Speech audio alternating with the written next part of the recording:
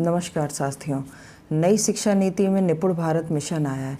निपुण भारत मिशन को समझने के लिए मैंने एक रजिस्टर बनाया है। इसमें निपुण भारत से संबंधित सभी बातों को इस प्रकार दिया हुआ है।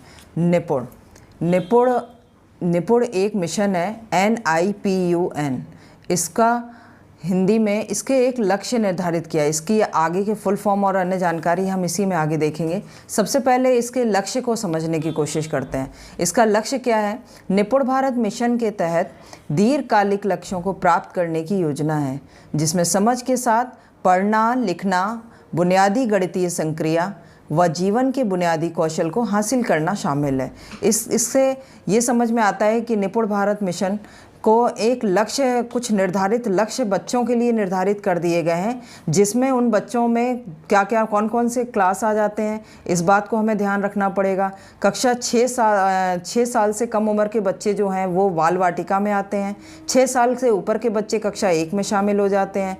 उसके बाद कक्षा 2 और कक्षा 3, मुख्यतः ये निपुण लक्ष्य जो हैं जो बाल वाटिका कक्षा 1, 2 और 3 के लिए निर्धारित किए गए हैं। इसमें क्या है कि बच्चों को जो नई समझ के साथ पढ़ना और लिखना, इसके लिए दो विषयों पे ज़्यादा जोर दिया गया है, भाषा और गणित, क्योंकि समझ को विकसित करने के लिए भाषा का होना बहुत ज़रूरी है।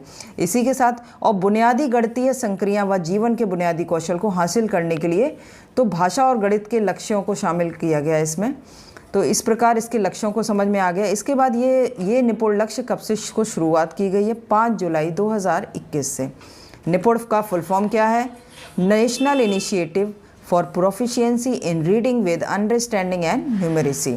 इसको अगर हिंदी में अनुवाद करेंगे तो होगा समझ के साथ पठन एवं संख्यात्मक ज्ञान में निपुणता लाने के लिए एक राष्ट्रीय पहल।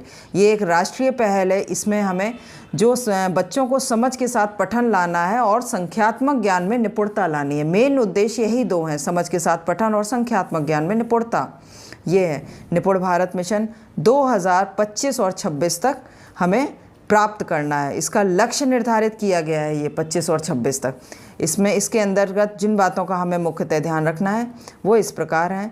साप्ताहिक शिक्षक संदर्शिका। ये साप्ताहिक शिक्षक संदर्शिका, ये पुस्तिकाएं कक्षा 1, 2, 3 के लिए निर्धारित की गई हैं।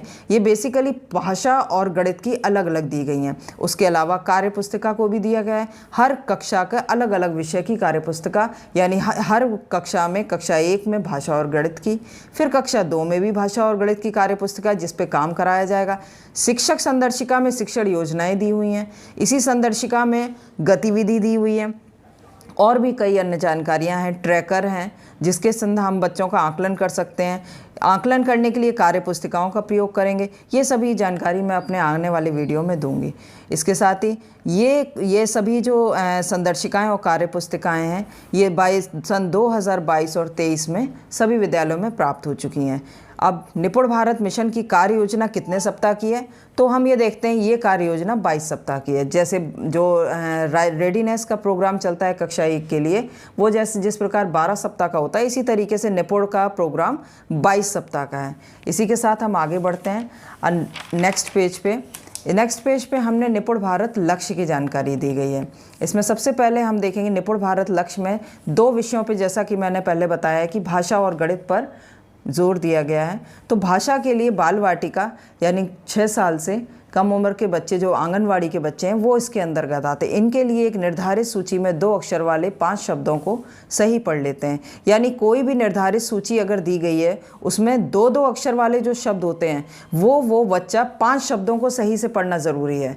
ये निर्धारित लक्ष्य बाल वाटिका का दिया हुआ। उसके बाद कक्षा 1 में जो बच्चे 6 साल से ऊपर आ जाते हैं वो 5 सरल शब्दों को 2 अक्षर से बने वाक्य पढ़ लेते हैं। यानी 2-2 अक्षर के जो वाक्य बनते हैं, जैसे घर, मत, चल, इस तरीके के जो वाक्य बनते हैं, इनमें वो 5 सरल शब्दों का पूरा वाक्य पढ़ लेता हो जो वाक्य 2 अक्षर से बना हो। इसके बाद हम आगे बढ़ते हैं, कक्षा 2 में आ जाते हैं। तो कक्षा 2 में 2 प्रकार के हैं। अनुच्छेद को 45 शब्द प्रति मिनट के प्रवाह से पढ़ लेते हैं।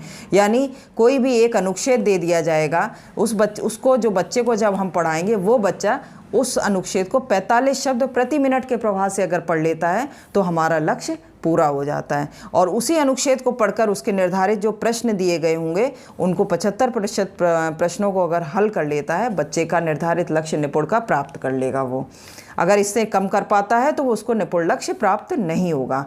इसी तरीके से कक्षा 3 का है, अनुच्छेद को 60 शब्द प्रति मिनट के प्रवाह से पढ़ लेता है।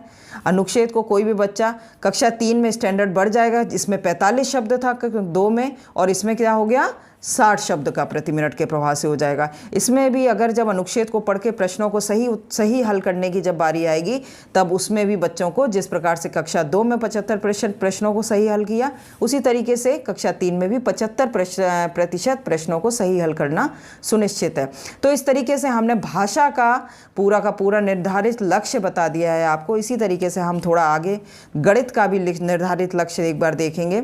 बाल वाटिका जो हमने बताया है कि 6 साल से कम उम्र के बच्चे और आंगनवाड़ी के जो बच्चे हैं वो इसमें शामिल होते हैं। इनका 2 तरीके से इसमें लक्ष्य को निर्धारित किया है। गणित में 10 तक की संख्याएं पढ़ लेते हैं। दूसरा है दी गई संख्याएं, वस्तुओं, आकृतियां एवं घटनाओं को क्रम से व्यवस्थित कर लेते हैं। बच्चे जो संख्याओं, वस्तुओं को लगा लेते हैं कि कौन सी वस्तु बड़ी है, कौन सी छोटी है। अगर वो वस्तु को क्रम से लगा लेते हैं बच्चे, तो वो हमारा निपुण का लक्ष्य प्राप्त कर लेंगे बच्चे। इसके बाद आता है कक्षा 1 का लक्ष्य।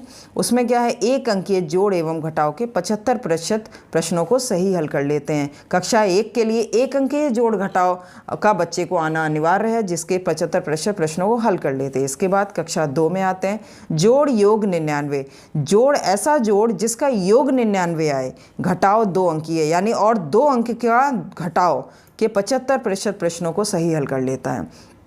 इसके बाद कक्षा 3 का आता है जोड़ योग 99। जिस तरीके से कक्षा 2 में जोड़ 99 तक की संख्याओं का था, इसी तरीके से इसमें कक्षा 3 में जोड़ योग 999 तक की संख्याएं और घटाव 3 अंकीय। इसमें 2 अंकीय था, कक्षा 2 में 2 अंकीय का घटाव करना था, लेकिन कक्षा 3 में 3 अंकीय का घटाव करना था। कक्षा 2 में योग 99 तक का जोड़ करना था, कक्षा 3 में योग 999 तक का जोड़ करना था। इसके भी 75% प्रश्नों को सही हल करना है। इसके बाद एक और कक्षा 3 में दूसरा और है 2 से लेकर 10 तक की संख्याओं से गुणा। यानी कक्षा 3 में एक चीज़ और नई बढ़ गई है, वो है गुणा।